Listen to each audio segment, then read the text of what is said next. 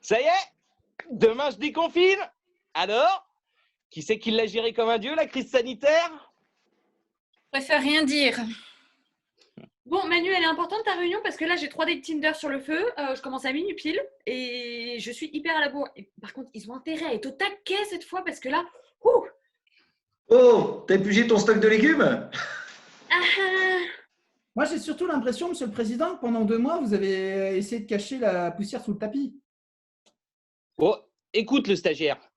La base en politique, c'est de bien se rappeler que les gens ont une mémoire de poisson rouge et de toujours masquer un scandale par un autre scandale.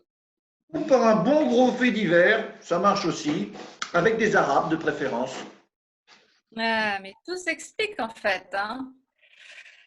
Faire oublier la pénurie de masques par une entorse bien dégueulasse au code du travail, le tout camouflé par un bon gros don de 7 milliards au secteur aérien sans aucune contrepartie écologique, lui-même enterré par une magnifique tirade paternaliste et culpabilisante sous LSD sur les intermittents. Pardon, j'avais pas compris que tout ça, c'était une stratégie politique visionnaire. Oui, d'ailleurs, moi, j'ai pas très bien compris là, votre intervention sur la culture, Monsieur le Président. C'est quoi cette histoire de monter sur le dos d'un tigre avec un jambon beurre à la main? C'est vachement dangereux. Pourquoi ça serait pas plus simple de monter sur un cheval et sans le sandwich? Ouais, Manu, t'as bien fait de les afficher, ces intermitteux, là, en les envoyant jouer les animateurs scolaires. Quoique, cela dit, c'est pas dit qu'ils soient tout aussi fainéants que ces professeurs qui voulaient pas aller recueillir les fraises, hein.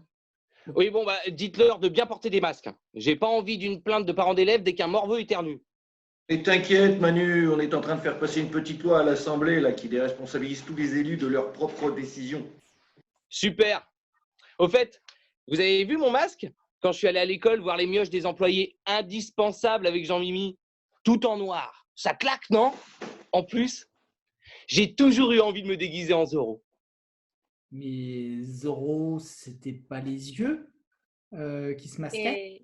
Et il défendait les plus faibles contre un pouvoir tyrannique. Ah mais non, non, non, non. Moi, Zorro, c'est parce qu'il était riche. Moi, c'était pour son lasso. là. Ah ouais, t'en veux encore, hein? là. Ouais. Ah, en parlant cuir et latex, là, il y a le préfet l'allemand là, qui m'a demandé si lui aussi pouvait avoir des robots chiens, comme à Singapour, pour fliquer les gens qui ne respectent pas la distanciation sociale. Ah, l'allemand. L'âme d'un enfant dans l'esprit d'un capot. Bon, on va quand même y aller mollo sur les jouets. Castaner vient déjà d'acheter 650 drones pour surveiller les prolos. Et puis, pour moi, dans les manifs, rien ne remplace une bonne matraque. Pas vrai, la Bolcho? Hein? Tu dis rien? Qu'est-ce qu'elle a à sourire, celle-là? Mais rien, Manu, rien.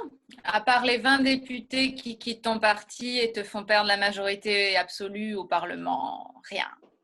Non, le déconfinement se profile plutôt bien. Oh, les traîtres! Les enfants de soviet! Ouais, c'est ballot, hein? Ah, alors toi, le stagiaire, pour la prochaine fois, tu vas me raser cette vilaine moustache. J'ai jamais pu me Larry Queen. C'est vrai qu'elle est dégueulasse, ta moustache, hein. C'est moi! Je lui ai dit que Vanessa kiffait les mecs avec des moustaches.